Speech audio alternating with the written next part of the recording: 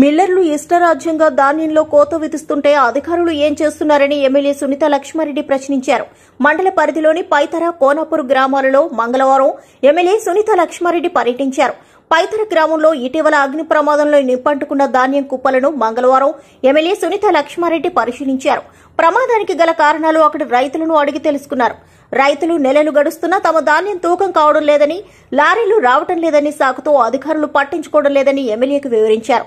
తూకం వేసిన ధాన్యాన్ని మహబూబ్ నగర్, గద్వాల పట్టణాలకు తరలిస్తున్నారని, అక్కడ రైస్ మిల్ యజమానులు తరుగు పేరుతో క్వింటాలకు క్వింటాలు దోచేస్తున్నారని వాపోయారు.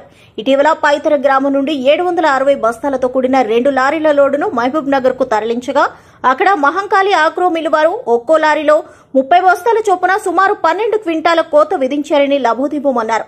6 కాలం కష్టించి ధాన్యం పండిస్తే కోత పేరుతో 20 నిమిషాలలో 20,000 దోచుకున్నారని మొరపెట్టుకున్నారు. దీంతో ఎమ్మెల్యే వెంటనే జిల్లా పౌర సరఫరాల అధికారికి ఫోన్ చేసి ధాన్యం కోతపై ఆరా తీశారు. తడిసిన ధాన్యం సైతం కొంటామని ప్రభుత్వమే చెబుతుంటే ధాన్యం బాగాలేదని సాకులు చెబుతూ రైతుల దగ్గర కోతలు విధించడం మంచిది కాదని హెచ్చరించారు. అనంతరం ఎమ్మెల్యే కోనాపూర్ గ్రామానికి చేరుకోగా అక్కడికి పౌర సరఫరా శాఖ అధికారి బ్రహ్మారావు వచ్చారు. అక్కడ పూర్తిగా తడిసి పిడిచకట్టకపోయిన ఒక రైతుకు చెందిన ధాన్యం అధికారికి చూపిస్తూ మిగిలి ఉన్న ధాన్య నిల్వలు వెంటనే తరలించాలని సూచించారు. దీంతో అధికారి స్పందిస్తూ తుక్కపూర్, పైతర, కోనాపూర్ గ్రామాలని టార్గెట్ గా భావించి వచ్చే నెల 1వ తారీఖు వరకు పూర్తి ధాన్యం తరలిస్తామని తెలియజేశారు. ఈ కార్యక్రమంలో జెడ్పీటీసీ మేఘమాల సంతోష్ కుమార్, ఎంపీపీ మంజుల కాశీనాథ్, బీఆర్ఎస్ యువత విభాగం అధ్యక్షుడు సంతోష్ రావు, నాయకులు నరేందర్ రెడ్డి, మాజీ జెడ్పీటీసీ, రంగంపేట పీఎస్ఏ చైర్మన్ అరిగే రమేష్, రవితేజరెడ్డి, సోమ నరసింహులు, చిట్యాల యాదయ్య, దొడ్ల ఆంజనేయులు, ఆర్య రవీందర్, సాయిని సిద్దరాములు, మోత్కు మల్లేశం, పైతర మాజీ సర్పంచ్ ఎల్లేశం, ఎంపీటీసీ ఆదం, గౌరీశంకర్, ఇతర బీఆర్ఎస్ నాయకులు పాల్గొన్నారు.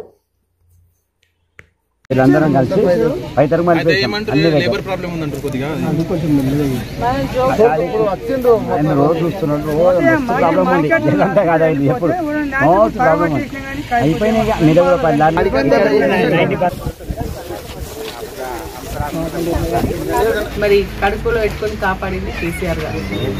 రైతు మద్దతు ధర నుంచి, రైతు పెట్టుబడి సహాయం నుంచి ఎరువులు అందుబాటులో తీసుకొచ్చే విధంగా, అదేవిధంగా మనకు కొనుగోలు కేంద్రాలు, 24 గంటల ఉచిత కరెంటు, మరి అదేవిధంగా ఏదైనా అతివృష్టి అనావృష్టి వచ్చినా కూడా రైతులకు నష్టం కాకుండా మరి వాటిని కొనుగోలు చేసినటువంటి ప్రభుత్వం కేసీఆర్ గారు. అయితే ఈ 5-6 నెలల కాలంలో రైతుల కష్టాలు వర్ణనాతీతం.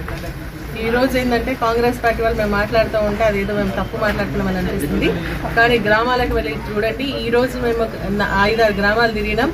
మరి అదేవిధంగా కోనాపూర్కి వెళ్తే రైతులు ఏడ్చేటువంటి పరిస్థితి ఉంది. వడ్లు అన్ని నానిపై మొలకలెత్తి ముక్కిపోయి ఉన్నటువంటి వడ్లు అక్కడనే ఉన్నాయి. లారీలు వస్తలేవు, కాంటా పెడతలేరు.